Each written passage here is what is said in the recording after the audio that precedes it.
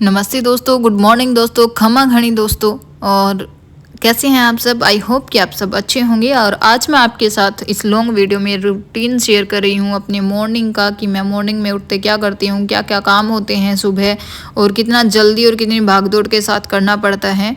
क्योंकि जब महाशय रात को लेट आते हैं तो लेट सोते हैं, तो सुबह जाग नहीं आती है। और सुबह मैं 7 या 7:30 बजे जब खड़ी होती हूँ तो काम की भागदौड़ जो है और ज़्यादा मच जाती है। अदरवाइज़ जल्दी खड़े होते हैं तो आराम से काम होता है। अगर 6 बजे खड़े हो जाते हैं तो हम वॉक वगैरह के लिए भी चले जाते हैं और फिर आराम से काम होता है। लेकिन जिस दिन लेट हो जाते हैं उस दिन फिर भगदौड़ मचनी ही होती है। और रात को ही मैंने भिंडी वॉश करके रख दी थी कि आज सुबह उठ के भिंडी की सब्ज़ी बनाती है। जब हम सोच के सो जाते हैं ना कि आज उठ के किस चीज़ की सब्ज़ी बनानी है तो वो बहुत इजी हो जाता है। अदरवाइज़ तो हमें 5 मिनट ये सोचने में लग जाते हैं कि आज सब्ज़ी किसकी बनाएं।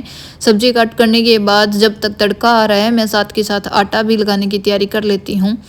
ये रूटीन मैं उन लोगों के लिए शेयर कर रही हूँ जो यूँ बोलते हैं कि तुम्हारे क्या काम है भाई। लोग 2 हो या घर में 4 हो, काम उतना ही रहता है। सारे ही काम में हाथ लगाना पड़ता है जब जाके काम होता है। क्योंकि यूँ तो है नहीं 2 लोग हैं तो खाना नहीं खाएंगे या उनके कपड़े मेले नहीं होंगे या सफाई नहीं करनी होगी, काम सारा ही करना पड़ता है। तो आप देख सकते हैं कि मैं सुबह उठते चाय भी नहीं बनाती। सबसे पहले टिफ़िन तैयार करने के लिए मैं सब्जी बनाती हूँ, सब्जी छोंकती हूँ। और जब तक सब्जी बनती है, अगर हमारी इच्छा होती है चाय पीने की तब मैं चाय बनाती हूँ, अदरवाइज़ नहीं बनाती। और फिर आटा मैंने लगा लिया और आटा लगाने के बाद में और जब सब्जी बन गई थी, तैयार हो गई, तो एक साइड में मैं रोटियां भी बना रही थी। क्योंकि जितनी सब्जी इम्पोर्टेंट है सबसे पहले बनाना, उतना ही इम्पोर्टेंट है रोटियां भी बनाना जल्दी जल्दी। क्योंकि जब टिफ़िन तैयार हो जाता है तो तब यूँ थोड़ी काम का दबाव जो है वो कम हो जाता है। क्योंकि फिर जल्दी वाला काम नहीं रहता, अपनी मर्ज़ी से करना होता है। लेकिन मुझे जो है वो आदत पड़ गई है अब ऐसे ही काम करने की। सब्ज़ी बनाती हूँ, चाय बनानी होती है तो फिर चाय बनाती हूँ, अदरवाइज़ मैं सीधा रोटियां बनाने लग जाती हूँ। रोटियां बनाने के बाद में सारा आटा वगैरह समेटने के बाद मैं दही जो बनाती हूँ उसमें से कुछ दही निकालती हूँ रोज़। क्योंकि मैं राबड़ी बनाती हूँ तो मेरे को उसको राबड़ी के लिए भी चाहिए शाम को कुछ दही।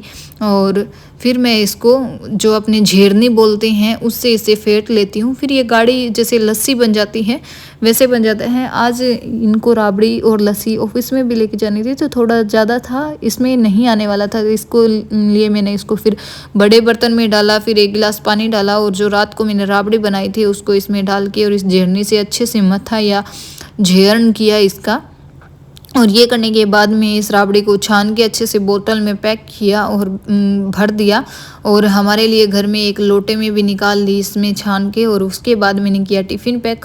और टिफ़िन पैक करने के बाद में टिफ़िन को कवर में डालने के बाद में और बंद करने के बाद में, और ये था इनका टिफ़िन तैयार।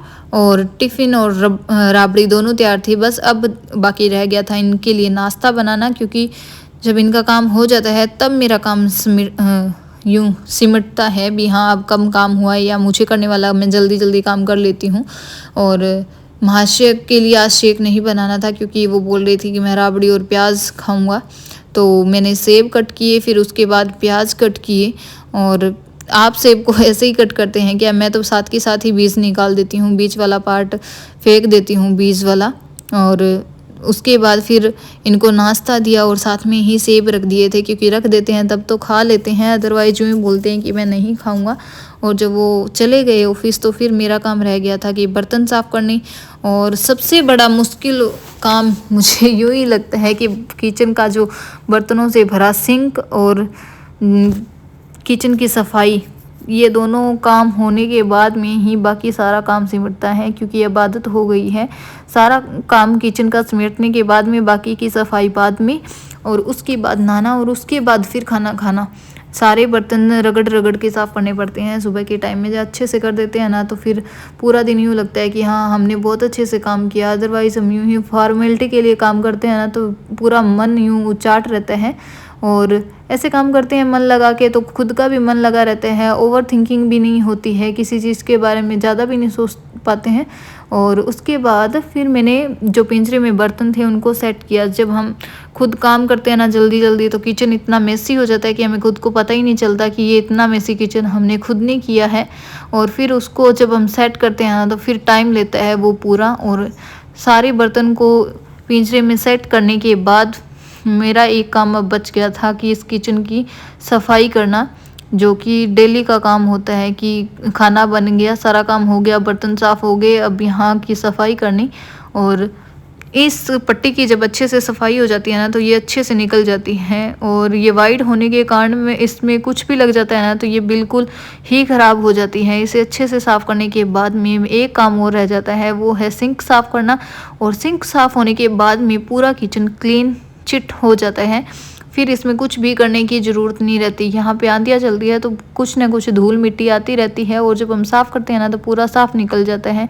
और सिंक साफ़ करने के बाद में फिर मेरा बाकी की सफाई की, घर की जो करनी थी सफाई वो करके, और मैंने अपना शावर डन किया। और शावर लेने के बाद में फिर खुद को थोड़ा सा पैम्पर किया। पसीना आ जाता है भाई बहुत ही ज़्यादा, और गर्मी में हालत ख़राब हो जाती है।